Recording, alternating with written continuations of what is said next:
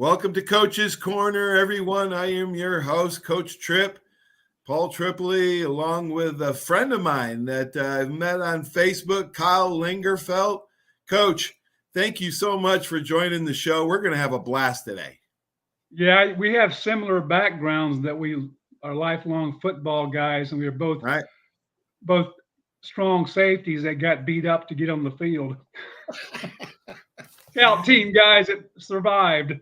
Oh my gosh, folks. Yeah. Kyle Lingerfelt's a longtime college coach, now retired, also an administrator, worked in high school, college, and the pros. Yeah. And coach, like I do with every interview and every person that I want my listeners to really know, talk a little bit about growing up, your mom, your dad, and your siblings. You went to Godby High School, but talk about your youth. Well, I was born in Tallahassee, but I grew up in Tampa, Lutz, Land O'Lakes, Florida, with a pretty abusive dad, a stepdad. Oh, gosh. And it was rough. And but I love Tampa. I grew up there until I was a sophomore in high school. And my family situation got so bad that I had to kind of live with my grandparents in Tallahassee on Osley Road, about a quarter mile from Doak Campbell Stadium. Wow. And I sold Cokes and when I was a kid at Florida State Stadium. That's what I wanted to be, a Seminole so bad, even though I'm a Gator. But I loved, my idol was growing up in Tampa was a wide receiver for the Gators named Carlos Alvarez, who I loved. He was an All-American Cuban Comet.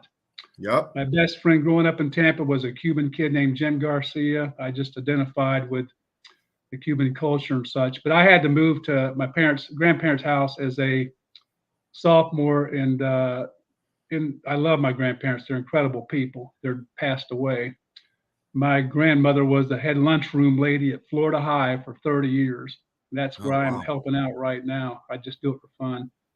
And I went to Godby High School. I was a 5'9", 160-pound kid that could run, but I didn't know how to play football, Yeah. But the coaches this is why I became a coach. My coaches at Godby High School saved my life, Coach. They did. Wow. Gene Burleson and Gerald Colbert, and especially George Dean, a Florida Gator guy that was a coach there. I'd never really played football, but I could run. I ran track, I could run. And so they made me come out for football. And I learned how to play, and we won the state championship in 1977. And I was playing quarterback. We were running the option and stuff. And I dreamed of signing with the Seminoles. I had gone to Bobby Bowden's first year there at Florida State. There, you have the summer camps with kids, right? Yeah. 500 kids out there. And I ran 4.4. I could run, and I thought, man, I'm gonna get signed by the Seminoles. They didn't care. They didn't give me a sniff. So Florida had Doug Dickey as the head coach, and I went there, signed there and played there. I wasn't any good, but I played a little bit and became a Gator, and I'm glad I did. It led to a lot of cool stuff, and you're an Alabama guy, and your best friends in your life when you play are the guys you played with.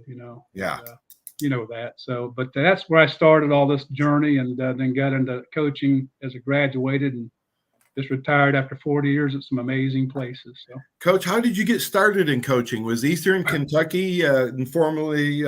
Was Eastern Kentucky your first stop? No, my first stop, I didn't even.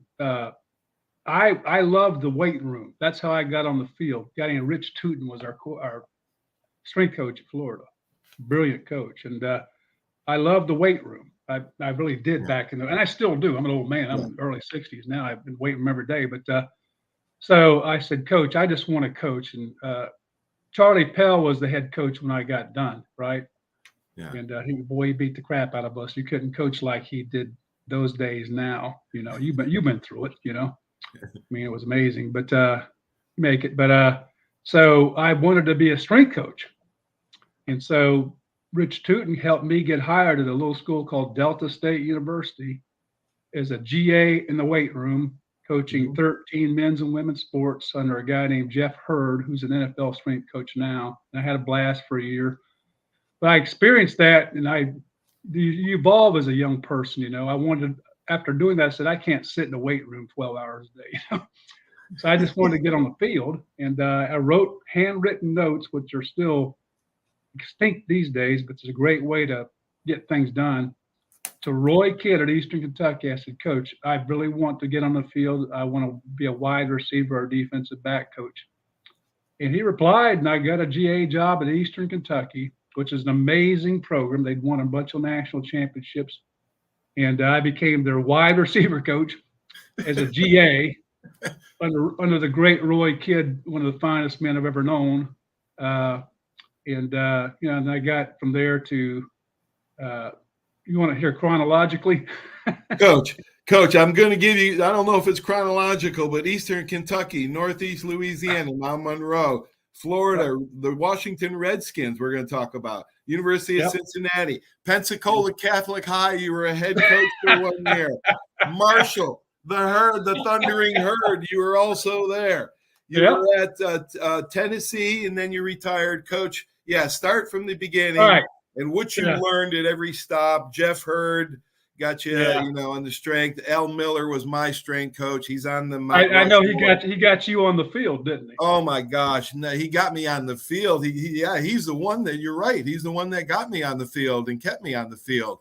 He's on the Mount Rushmore of American strength coaches. Al Miller is, and Kent Johnson, also another 30-year NFL strength coach I had after Al Miller left.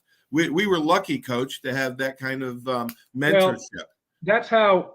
Yeah, and you could run, but you were bigger than me. I know. I remember you playing. I wasn't. I played, but all I did is run up and down the field on the kickoff and teams. And, that's all I did. I never start a game strong, but I did let her. But lunch. But so I got on the field because of the strength coach, and I thought that what a cool way to make a living, but I did it for a year. So I don't want to make a living like this. It was just too confining. I'm an outdoor dog, and I'm not an inside cat. So I get hired at Eastern as the GA wide receiver coach, and I was terrible. I know that, but Roy Kidd's such a phenomenal man. He put up with me. He let me be the recruiting coordinator, which I always wanted to be. Then I got hired full time at was then Northeast Louisiana by Dave Roberts. Now it's Louisiana Monroe, and was a recruiting coordinator, outside linebacker coach, and really dove into being a recruiting coordinator. It's my favorite thing to do in football, more than coaching. So I signed some guys. Man, our quarterback was Doug Peterson, the head coach at Jacksonville now, Jaguars. I signed a kid named James Folston out of Cocoa High School in Florida in June. Ronnie Cottrell from Florida State helped me get. Became a first-round draft pick. Jackie Harris played in the NFL for 10 years. Wow. Roosevelt Potts played in the NFL. We had a lot of dudes, man. Holy cow. Yeah, we had some dudes. We really had more. Vince Brisby with the Patriots. I'm not trying to toot my horn, but I was a very good recruiting coordinator because it consumed me. And then in 1990, Coach Spurrier got hired at Florida, and they hired me to help in recruiting and coach some special teams. And so I did, and we signed a lot of good players. And I love Coach Spurrier. He fired me, but I still love him. That happens. Coach, tell some stories about Coach Spurrier. Tell a couple stories on Well, Coach. he's an amazing person, man. I was a Gator. I'm a Gator, and it was my dream to coach the University of Florida. Yeah. I played there, and I graduated there with my big-time phys ed degree. And, you want to hear how I got hired? Yes. I love that story. Please tell us. I'm the recruiting coordinator at Northeast Louisiana University, and I love recruiting Florida because that's where I'm from, Right. So I'd get my Northeast Louisiana University school car, because we have a lot of money. It was 1 AA. And I would drive to Pensacola, and I'd start there, and I'd get on I-10 and go through, Crestview, and where we go. Yep. And I'd end up in Tallahassee because that's where I played. And then I'd recruit all those high schools, and I'd go to Live Oak, Swanee, and through Gainesville, Eastside, Buchholz, and PK Young, and Citrus. And then I ended up in Tampa because I signed good players from Tampa, Hillsborough, Pasco, Pinellas County, and Manatee. So this is how I got hired at the University of Florida. I'm a recruiting coordinator at Northeast Louisiana University. I'm doing my recruiting thing, which I love, man. My favorite part of being a football coach, other than the players, was the high school coaches. They're the finest people I know. They're still my best friends. High school football is the best part of football. And I've been in the NFL, college. Yeah, we're gonna talk about that in a little bit. That you know that's the best part of football, and I'm passionate about that. So I'm driving through game. Actually, I'd stopped in Tallahassee, and Bobby Bowden interviewed me for a job, and he didn't hire me, and I knew I wasn't going to get hired. So Ronnie Cottrell got me the interview. I didn't get it. Mark Richt was nice to me and stuff, but I left there knowing I wasn't going to get hired. Right. You know, I was a hellraiser at the time, and I was not. I'm a Christian guy now, but I wasn't then. I admit that, and I wasn't a fit. But so I drive on down, and I'm going through Gainesville. I said, "What the hell? I might as well just." Coach Spurrier had just been hired from Duke, just got there in January 1990, and I said, "What the hell? I'm a Gator. I'm gonna go up there and introduce myself." So I pulled my school car in there, and I got my this kind of coaching stuff on, you know. And University of Florida football is not like it is now. Then it was primitive. I mean, we had an 80,000 seat stadium, right? But the football offices are upstairs, and it was not. You know, things are immaculate now. Right. But, so I go upstairs, and I always took my resume with me when I was recruiting because you bump into people, and if you're a football coach, you have to market yourself. That's just it's a lot of who you know, right? Right. And I knew a lot of people, so I walk upstairs, and I got my Northeast Louisiana shirt on, you know, and there's a lady that's a receptionist. Her name was Betty Ling, L-I-N-G, and she had been there since I went to school and played there. She was the gatekeeper for Coach Spurrier. Does that make sense? Yep. You know, he's back in there, and she's got this office. I said, "Miss Ling, do you remember me?" She said, "Kyle, I remember you." You know, so I said, "Miss Ling, would you let me introduce myself to Coach Spurrier, please?" And I know he's in there because I could hear him rumbling around. He just got in there. Right. He fired everybody. He brought in a brand new staff, so I knew there were spots. You know. Right. It makes sense. So I would have done anything, you know. And so she says, "Let me see." She walks back in there, right? She takes my resume back in there, and she comes back in a few minutes. She said, "Kyle, he's got your resume. If he likes you, he'll give you a call." Which I accepted. I got blown off, you know, right? Got blown off. He didn't know who I was. Was Lee talking, or was that Coach talking?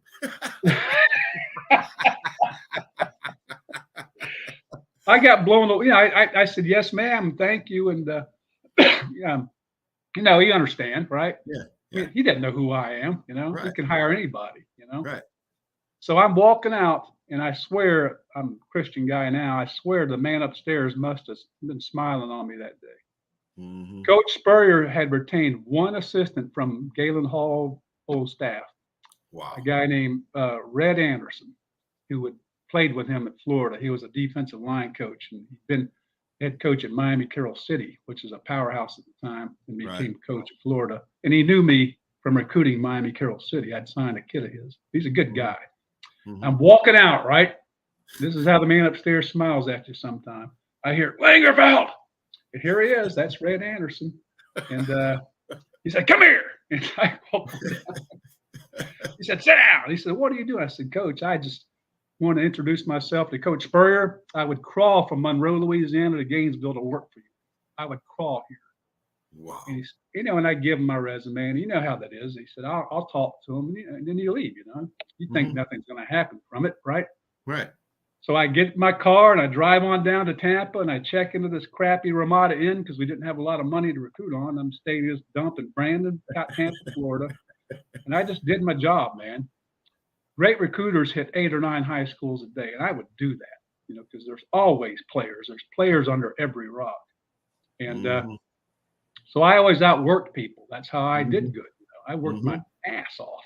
But I had a blast doing it. So I'd hit Pillsbury County and Pinellas and get on the Skyway, go down to Manatee and things. And about a week into it, I came back to my room, my little crappy Ramada Inn room, and there's a red light flashing on my phone. You know, remember back in those days? And so I called the front desk, and they said, "Call Coach Red Anderson, University of Florida."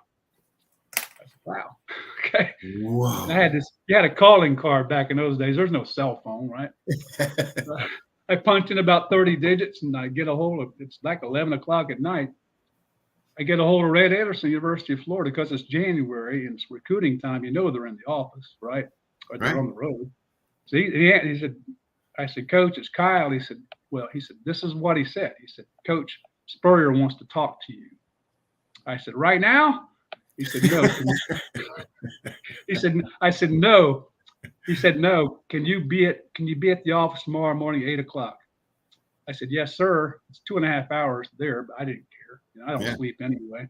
And I said, Coach, I don't have a coat and tie with me. He said, that doesn't matter. Right.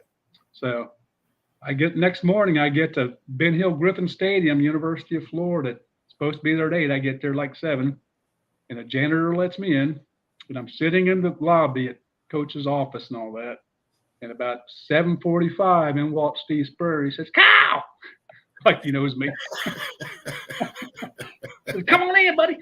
And I walk into his office, and he's got just in disarray. You know, he's just gotten there, right? Yeah. You know what I mean? There's a Heisman Trophy sitting there. Yeah. Golf clubs, but everything's everywhere. He says, sit down, buddy. That's how he talks to you. Yeah. Like he knows you. And he says, you want to work for me? That's out of it. The first thing he said to me, you want to work for me? You want to work here? Wow. Coach, Coach, I would crawl from Monroe, Louisiana to Gainesville to work for you. He says, I got a spot. He said, well, you won't be on the field.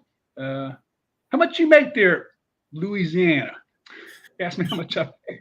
I said, Coach, I make, back then that's 1989 and you're single. You don't care. You're coaching. I make $32,000, Coach. He says, I ain't gonna pay you that. I said, Coach, I get a school car. He said, well, you ain't gonna get a car. He said, I'll pay you $16,000 and you can help with recruiting. They just hired a great man named Jim Goodman. And wow. Yeah, and he said, you can help Coach Goodman, and all you're going to do is watch film. That's all you're going to do. And you're going to evaluate players. So I quit my job and joined the Gators. Wow. And it was a great ride. I love Coach Spurrier. He fired me, and he should have. But I got hired an hour later at Maryland, so it's okay. Oh, my gosh.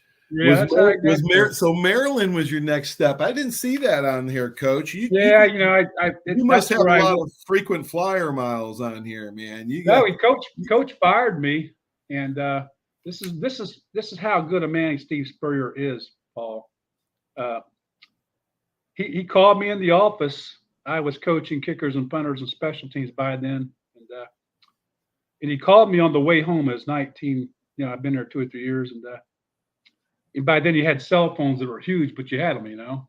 Yeah. And I'm driving home because I worked my tail off. I get to the office at 5 and I leave at 11 at night.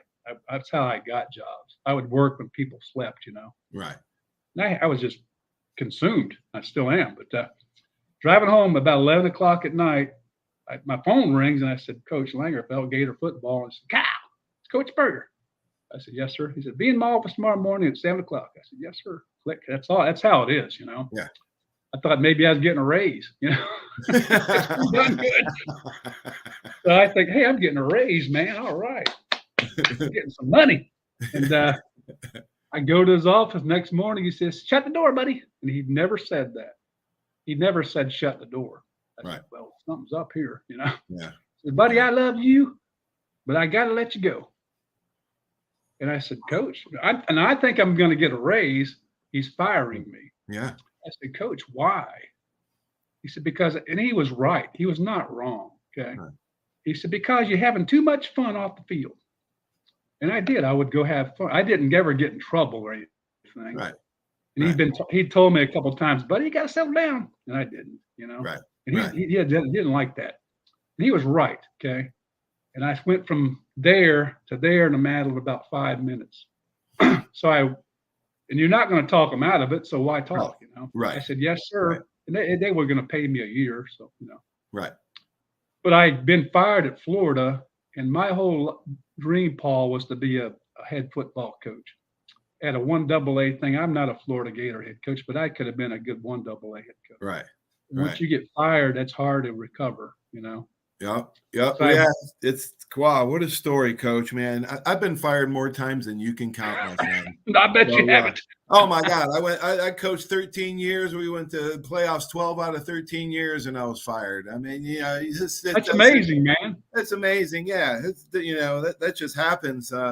My gosh, Coach, what an amazing story. We've got, you went to the University of Cincinnati, or the head coach of Pensacola Catholic. I was horrible. Hey, you were horrible. Head coach Matt Adams played for you. His little brother Luke played for me and my high school coach George O'Leary at Central Florida. So those Adams people are a great family, man. Great family, yes. Their father Mark played at Vanderbilt University for Bill Parcells. Yeah, he did. Yeah, yeah. So talk about, I don't know. Let's talk. Nick, you want to talk about the University of Cincinnati, Marshall? Let me tell you the result of my getting fired real quick. Okay. Okay. Is that okay? Sure. So I get fired by Coach Spurrier. So I walked back to my office and I shut the door and I locked it. I started crying. I was devastated. Mm-hmm. I'm an emotional guy. Yeah, me too. I'm not a sissy dude, but things matter to me, Right. Especially. And right. I thought I'd blown it. I thought I was done, Right. And so I had grown up with my grandparents as a junior and senior in high school. And I had never been to church, but they made me go. And they had both passed away that year. And I loved them so much,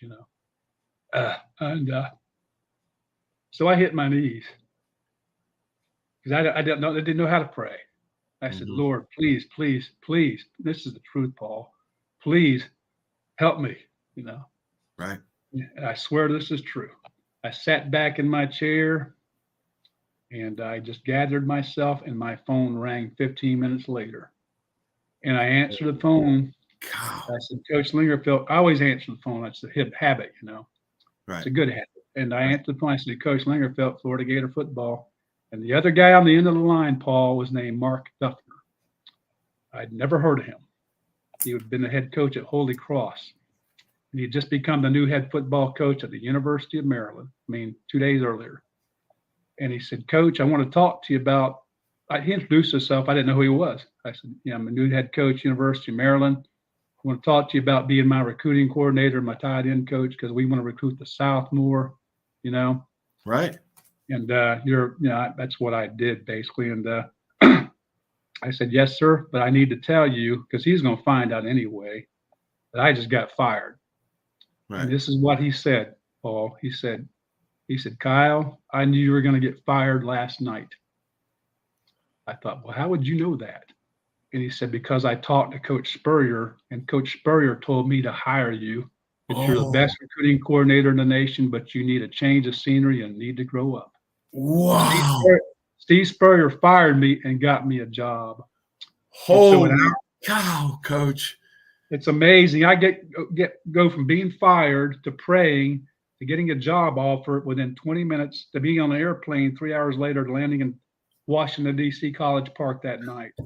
That's the power of prayer sometime to me. And yes, it is. Yes, it is. It's on God's time, and most of the time it doesn't happen that fast, Coach. It's always isn't that bizarre?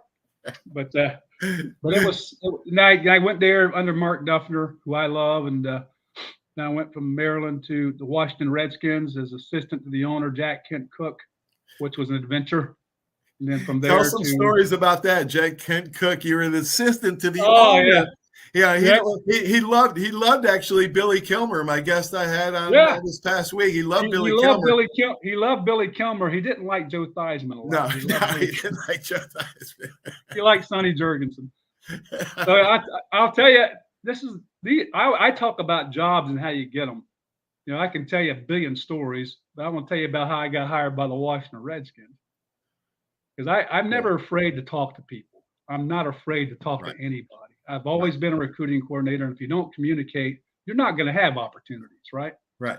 So I'm at University of Maryland, recruiting coordinator, and it's 1994, I think, or 3, something like that. And the Redskins, Mr. Cook had just fired Richie Pettibone as the head coach. He'd followed Joe what's his name? And Bill Gibbs, yeah. And they hired Norv Turner, right? Mm-hmm. And so Norv Turner hired a friend of mine from the University of Florida named Jack Burns. And I knew him. You know, he's a Tampa guy, played at Florida, as a Florida Gator coach. So he hired him as his running back coach. I thought, you know, and Redskin Park is only about 40 miles away from the University of Maryland. Yeah. You know, the facility. You know, you've been in the NFL. You know how it is, you know. Yeah. Facilities are immaculate. So I called Jack Burns and I say, Coach, can I come over and just watch you guys? They're doing a mini camp, you know, in the summer. Can I watch y'all practice? I just want to learn how to evaluate personnel more. I was a recruiting coordinator, and I really wanted to get in the NFL, you know. So he said, yeah, bud, and I'll leave you a pass. You know, you've been in the NFL. It's like getting into Fort Knox, you know, if you you got a pass gate and all that at the practice facility. So he leaves a pass for me at the pass gate, and they've got this mini camp going on. It's a nighttime thing. And at the University of Maryland, Coach Duffner made us wear a coat and tie to work. I'd never done that. He was a Holy Cross guy. You know? So every place I've been, you just dress like this, you know. But right. But we wore coat and tie. So I get in my University of Maryland car, and I drive over to Redskin Park about 5 o'clock, and they got this mini camp going on. They got 110 guys, you know, with rookies and stuff. And I go to the gate, and they let me in, and I park my car. And I don't know if you've ever been to Redskin Park, but it's immaculate. You know, you've been, you know, the fields are like golf courses, you know. And there's 3 right. of them, and there's a beautiful facility. And I walk down there with my pass flapping in the wind, you know. You know what I mean? And I walk down there, and there's all kinds of people on one sideline. Most of them are TV, radio, press people, because the Redskins are a big deal in DC. Okay. Right. I said, I'm going to go to the other side by myself. I don't want to be around all that, you know. Right. And Paul, I'm standing there. It's amazing how the Lord blesses you. And it's raining a little bit. It's misty, and I've got a coat and tie on. I look like some slapdick, you know. I got a coat and tie. I'm standing there watching the practice. And I look down after about 10 minutes. There's this man sitting in a white golf cart about 40 yards away. And he goes, hey, hey. And he said, come here. So I walk down there. As closer I get, and I realize it's Jack Kent Cook. And he's sitting in this golf cart with this big-ass cell phone, drinking wine out of a champagne glass with a Cocker Spaniel sitting in his lap. Oh, my God. He says, who are you? And I said, I'm Kyle Lingerfelt. I'm a guest of Jack Burns. He goes, who? He don't know who that is, you know. That's his – back in those days, that was his billion-dollar toy. You know, he had so much money. He was worth $6 billion, you know. Right. He was 80 years old, you know, and he was a great man. And he said, sit down. Because Mr. Cook never asked you to do anything. He told you to do things. And you said, yes, sir. That's how he got to be a billionaire. You know? Right. So I sit down, and he's just lonely, really. He's an 80-year-old man. Right. Yeah. Right. And he starts talking to me, and I listen. And he runs out of wine. He had a bottle of wine. He ran out of wine. He said, hey, here's what you're going to do. He looks at his $1 zillion watch. He goes, you're going to go up to the hill. His offices are up on the hill, right? And you're going to get me a bottle of wine, and you're going to be back in 5 minutes. And he gets on this big-ass cell phone, and he calls his secretary, Kay. He said, this young man's coming up there. Show him what – he had a wine closet as big as your bedroom up there. And he said, show him what I want. And, blah, blah. And he said, you got 5 – I swear, this is what – you got 5 minutes. And I've got a coat and tie on with wingtips. And I start hauling ass, man. My tie's flipping in the wind. Everybody's laughing at me. I know this. I haul my ass up the hill, right? And Miss Kay lets me in the office, and she gets the bottle of wine. She gives me a corkscrew, which I'm an old hillbilly from North Florida. I had never used one. I didn't know how to use it. So I haul my ass back down the hill. It looks at his watch, and it's like 4 minutes. Great job. So I learned how to use a corkscrew real quick. And I popped this bottle of wine open, and he holds his champagne glass up, this plastic champagne glass. And I'm pouring this bottle of wine and shaking. He says, settle down, settle down. I said, yes, sir. And I sat back down, Paul. This is what happened. He said, you want to work for me? Out of the blue. Wow. Yeah, man. And you don't get those audiences at all, you know. Holy cow. Yeah. And I said, I said, Coach, Mr. Cook, I have a good job. You know, he said, how much you make? How much money you make? And I made like $70,000 back then. He says, I'll pay you 80. You're going to be my personal assistant, and I'll give you a car. Wow. And I'm thinking, well, I love Mark Duffer, and I love being a coach. I love being at the University of Maryland. Yeah. So I said, well, do you mind if I go talk to my head coach? Because that's the right thing to do, right? Mm-hmm. And I called my fiance at the time. She was a realtor in D.C. She said, hell yeah, take that job. But so he says, well, you can talk to him, but be at my house tomorrow morning at 10 o'clock or you don't have a job. Wow. Wow. I go talk to Coach Duffner that night, and he said, Kyle, you should take that. You don't get those opportunities. And I went to work for Mr. Cook. It was a 2-year amazing adventure, So holy cow. Coach, man, what an amazing life you've had. You also spent some time at Vanderbilt University. Coach, yes. How does it feel to coach players that are smarter than you? Well, that was basically it for 40 years. But even right now, I'm helping out at Florida High here. They're smarter than me. But Coach, excuse me. Let's talk about that. Vandy or just. Well, no, I want to talk about high school football because, and I also want to talk about the book that you wrote. Don't let me forget that. Let's talk a little bit about high school football. I love coaching high school players. High school football is still the most precious time in my life. And when I talk to ex-NFL players, ex-college players, almost to the man, 100% of them say that is correct. High school was the most precious time. Coach, explain a little bit about that and talk some more on why high school, because you grew up with those kids. You spent so much time with them. In college, you may have a girlfriend, you got classes, you got responsibilities. In the pros, you sometimes, most of the time you go home, you go home to your family, and it's not the closeness that you have in high school.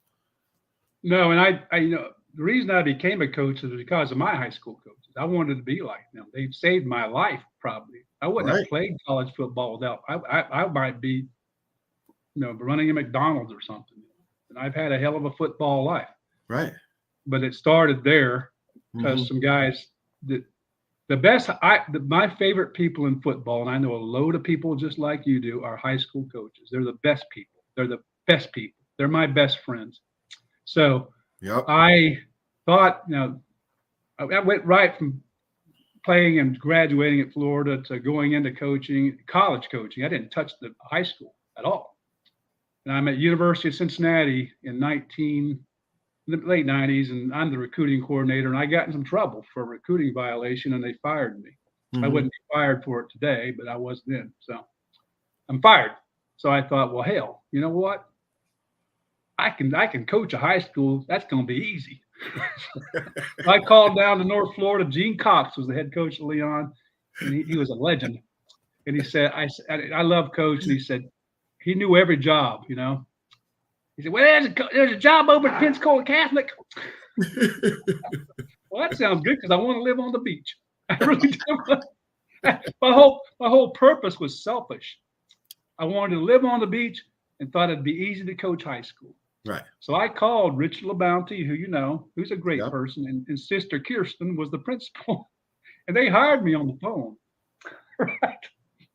So I pack all my crap up, and Cincinnati had to pay me for a year, so I don't need a lot of. I had 2 salaries, Right. And I drive on down to Pensacola. I was hired on the phone, right? And I think this is going to be so easy. Coach, it's the hardest job I've ever had. It's the hardest job I've ever had. Oh my gosh. I get there and I rent this place on, Pensacola Beach. I love Pensacola. It's a tremendous place to live. Yeah, it's great. You know where the water tower is on the beach? Oh yeah. I leased a condo across the street, and I've got this Jeep, and I'm all muscled up. I'm in good shape. I'm like 34, I guess. I don't know. And the best part of living there was driving across those 2 bridges in the morning and at night. Beautiful, yeah. Seeing the sun come up. I love Pensacola, but I don't know what I'm doing, Coach. I swear. Right. I can coach wideouts. I can coach DBs. I can be a great recruiting coordinator. I can coordinate special teams, but I'm not a great head coach. And so I get there, and they introduce. You've been there, you know. They think I'm gonna help them turn it around. I think I replaced a guy named Brad Laggett or something like that. Mm-hmm.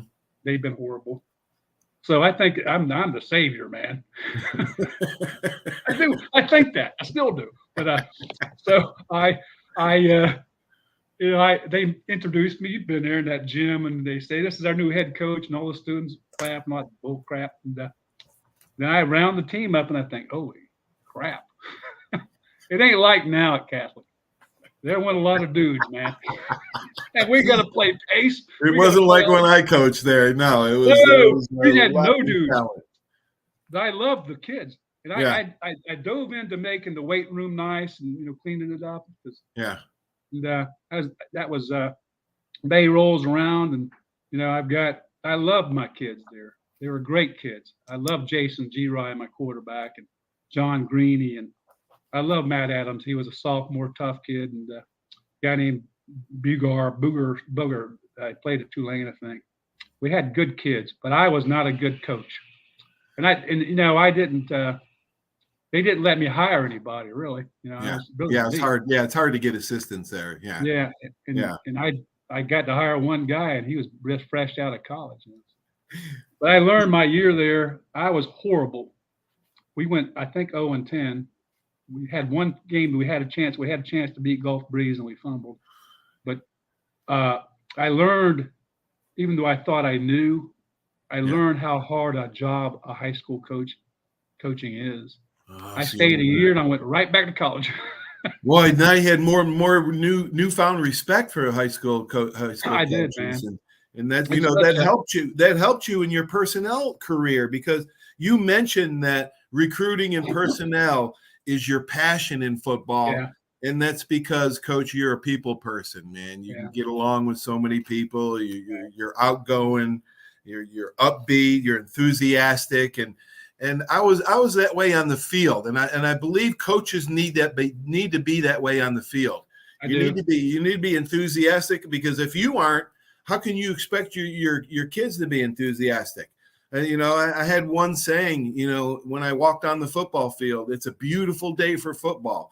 And to this day, 10, 15, 20 years later, I'll hear kids at the grocery store yell across the aisle, it's a beautiful day for football.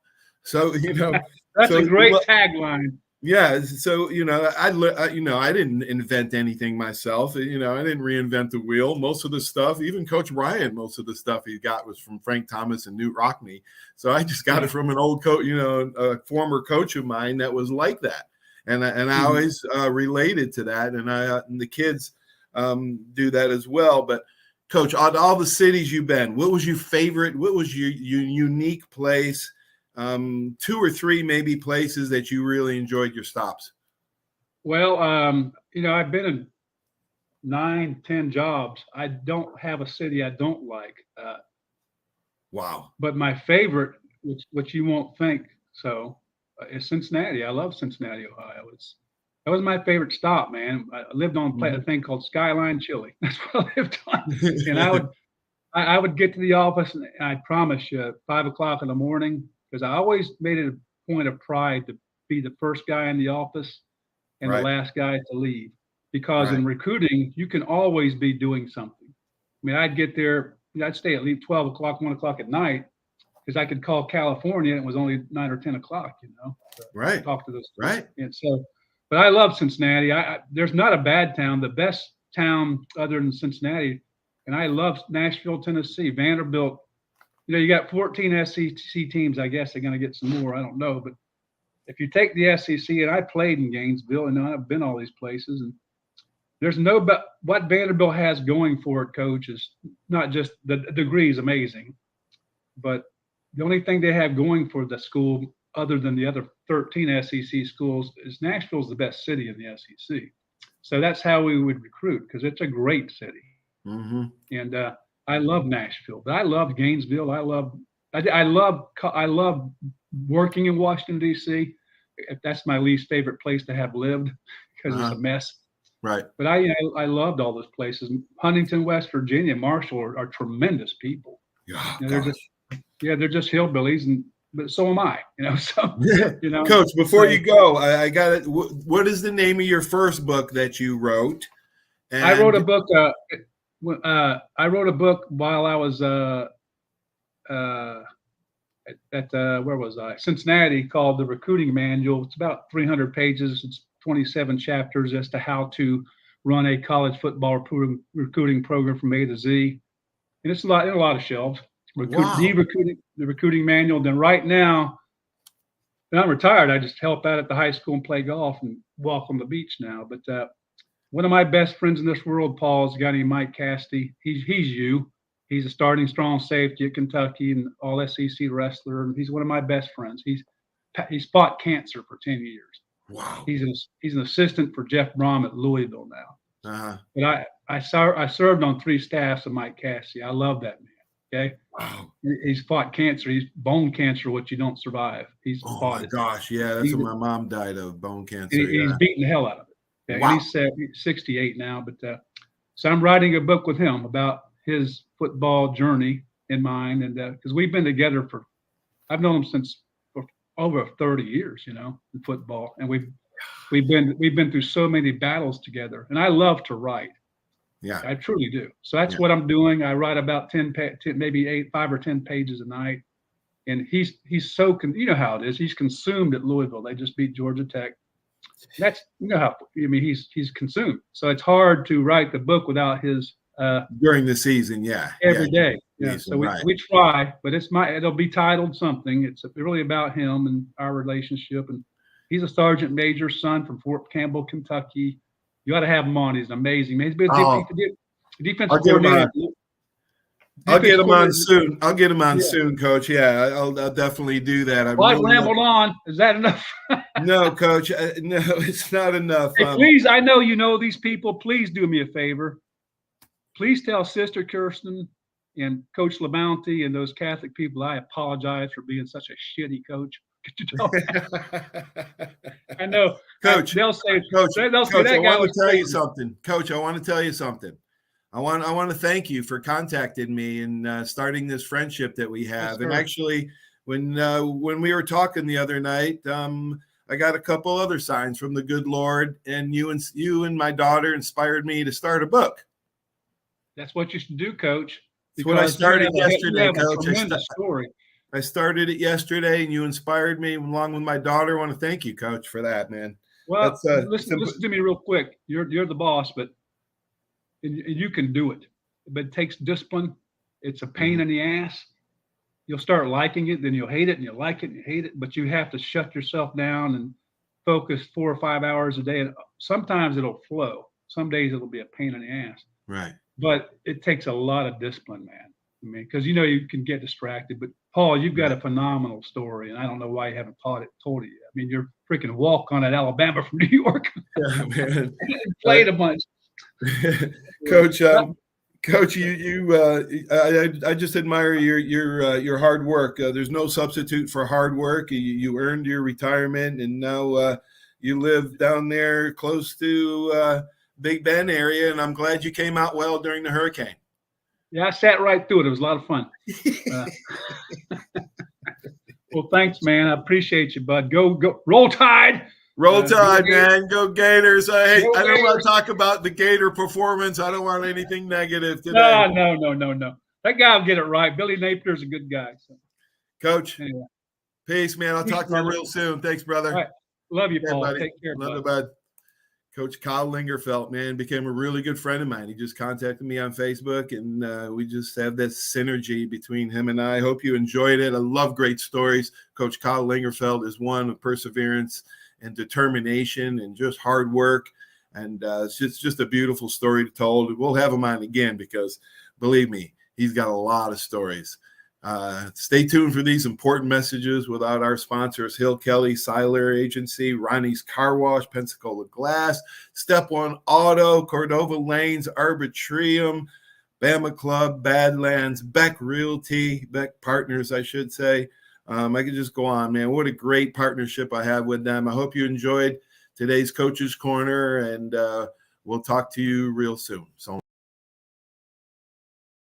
There's a reason why Hill Kelly in Pensacola is the #1 selling Chrysler Dodge Jeep Ram dealer between Jacksonville and New Orleans. While other dealers have taken advantage of a competitive market with higher prices, Hill Kelly has discounted prices to the lowest of the year. And Hill Kelly in Pensacola won't surprise you with excessive charges beyond the selling price. Come see why people from Milton, Pace, Foley, Bay Minette, Daphne, Gulf Shores, Mobile, and beyond are driving to Hill Kelly in Pensacola to buy their next new Chrysler, Dodge, Jeep, or Ram. At Hill Kelly, the bottom line price and your satisfaction are what really matter. So before you sign, check the bottom line and make the trip to Hill Kelly in Pensacola to see what true local ownership can do for you. At Hill Kelly Chrysler, Dodge, Jeep, Ram, Highway 29 in Car City, Pensacola. Or shop online 24/7 at hillkellydodge.com. When it comes to bottom line pricing, nobody beats a Hill Kelly deal. Nobody. Did you know there's a place where you can get good neighbor service and surprisingly great rates on your home and auto insurance? Yep, and that place is, ta-da, State Farm. Here's the deal. State Farm agent Will Rentschler is your go-to agent in Pensacola, Florida for the service you deserve at the price that you want. So stop shopping around. State Farm agent Will Rentschler has you covered. Call 850-433-4678 for your surprisingly great rates today. Like a good neighbor, State Farm is there. Legal disclaimer, individual premiums will vary by customer. All applicants subject to State Farm underwriting requirements. Hey, Bill, some game, huh? I haven't really noticed, Paul. What? The biggest game of the year? I've been looking over my insurance. Talk about problems I'm trying to figure out. Well, do what I did. Call the Seiler Agency. They showed me what I needed and what I didn't. They even saved me money. Now, instead of worrying about my insurance, I can worry about the big game. Contact the Seiler Agency at 476-7443 for all of your insurance needs. Your independent agent for home, auto, boat, RV, commercial, general liability, life, and sound investment strategies. Call 476-7443 today. Are you riding around in a filthy vehicle? Dirty car no more. Visit Ronnie's Car Wash today to get it shining in no time. They have 3 convenient locations with another coming soon. The unlimited monthly wash packages start as low as $14.95 per month with free vacuums, multi-purpose spray, and towels. Visit them in Gulf Breeze, Navarre, Fort Walton, and soon Crestview. Don't wait, wash today. Be sure to see Ronnie's Car Wash on Facebook to see the latest specials and discounts. You'll be riding and shining in no time.